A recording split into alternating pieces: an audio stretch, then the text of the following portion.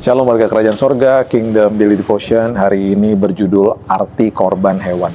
Imamat 17 ayat 11. Karena nyawa makhluk ada di dalam darahnya, dan aku telah memberikan darah itu kepadamu di atas mezbah untuk mengadakan pendamaian bagi nyawamu, karena darah mengadakan pendamaian dengan perantaraan nyawa.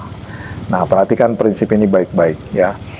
Korban hewan dalam Alkitab, khususnya di Perjanjian Lama, ini merupakan sebuah ritual yang terjadi untuk penebusan atau sebuah pengorbanan dilakukan untuk menutup dosa, lebih tepatnya begitu.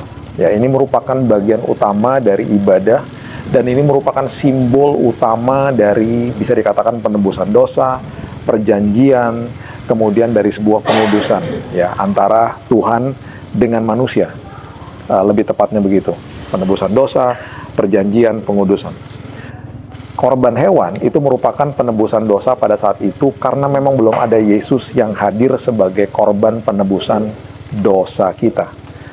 Pengorbanan hewan saat itu ya diperintahkan oleh Allah sendiri ya untuk melakukan sebuah proses penebusan.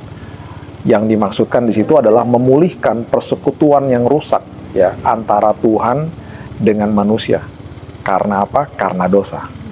Nah, hewan ini ya berfungsi sebagai apa? Sebagai pengganti manusia yang harus mati sebenarnya karena dosanya. Jadi harusnya manusianya mati, sekarang hewannya yang dikorbankan.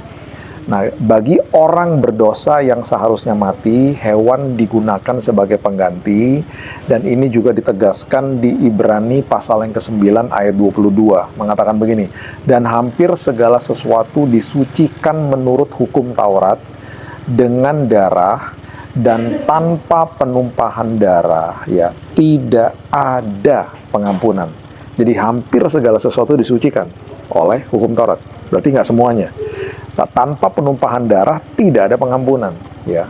Nah, kematian seekor anak domba pada saat itu ya, perhatikan, orang kaya membeli lembu sapi, kelas menengah domba kambing, kelas paling bawah burung tekukur.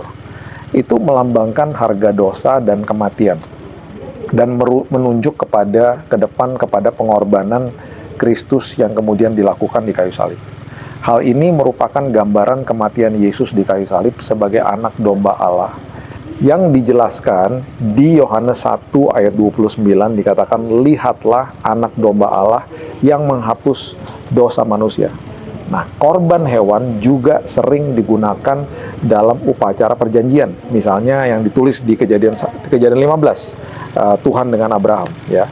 Darah melambangkan perjanjian yang serius yang mengikat antara Allah juga dengan manusia. Nah, ini menjadi sebuah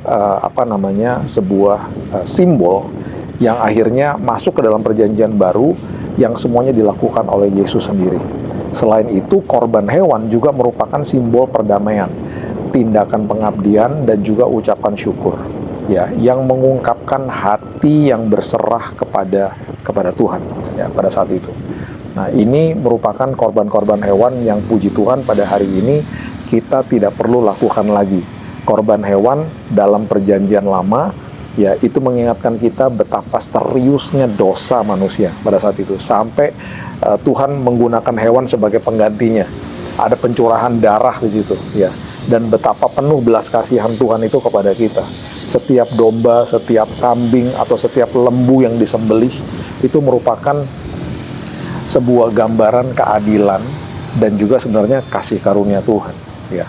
Keadilannya itu dalam dosa yang sebenarnya mendatangkan sebuah kematian bagi manusia, dan kemudian ada kasih karunia Allah yang ada di dalamnya itu, yang menyediakan hewan itu ya sebagai pengganti yang harusnya manusia itu mati. Nah, ini semua sudah tidak ada lagi Bapak Ibu, karena semuanya sudah ada pengorbanan Kristus di kayu salib, sudah ada pencurahan darah yang luar biasa di sana. Namun pengorbanan-pengorbanan ini yang semua dilakukan di perjanjian lama itu semuanya bersifat sementara dan tidak lengkap dan selalu perlu diulang. Itu sebabnya Yesus, anak domba yang sempurna datang, Ia dikorbankan sekali untuk selamanya bagi penebusan dosa kita hari ini. Ya, mengucap syukurlah untuk kebenaran ini. Ini semuanya ditulis di Ibrani 10 ayat yang ke-10. Dan darah binatang hanya dapat menutupi dosa pada saat itu. Darah binatang hanya bisa menutupi dosa, tetapi darah Kristus menghapusnya.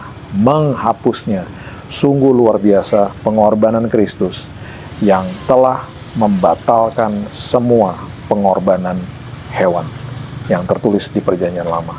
Itu sebabnya hari ini nikmati kasih karunia Tuhan. Kita tidak perlu lagi membawa seekor hewan apapun dalam kehidupan ini, karena Yesus sudah mati dan dia sudah membawa hidupnya sendiri sebagai anak domba Allah kepada kita sebagai proses penebusan. Kita nggak perlu lagi bawa seekor binatang ke altar. Yang perlu kita bawa adalah bawa hati kita kepada Yesus. Dalam terang pengorbanannya, hiduplah dalam penyembahan, kekudusan, dan rasa syukur kepada Dia. Mari kita berdoa. Terima kasih Bapa yang baik, kami mulai hari ini dengan sebuah pernyataan iman yang luar biasa, karena kami sudah mendapatkan pengorbanan Kristus di kayu salib. Kami percaya Tuhan, kami nggak perlu mengorbankan hewan lagi hari ini, karena pada hari ini kami sudah menerima anak domba Allah yang sudah dihancurkan di kayu salib untuk kami, penebusan dosa kami. Dan itu sebabnya hari ini Kristus yang telah mati sekali untuk selamanya menjadi pengorbanan, menjadi penebus bagi dosa kami Tuhan hari ini. Kami menerima itu sekali untuk selamanya. Kami terima Yesus sebagai juru selamat. Bagi kami yang belum terima Yesus, hari ini adalah saatnya, momennya di mana kami menerima Engkau sebagai juru selamat. Inilah pernyataan kami, dan kami mau Engkau bertakhta dalam kehidupan kami. Dan kami percaya mulai hari ini dan sampai selama-lamanya hidup kami diubahkan, hidup kami terus ada di dalam kemenangan, karena Yesus telah memberikan segala-galanya di kayu salib. Terima kasih Bapa yang baik. Hanya di dalam nama Tuhan Yesus kami akan mulai hari yang baru dengan kemenangan, dengan peneguhan, dan kami percaya hari ini perkenanan Tuhan sudah tersedia bagi kami.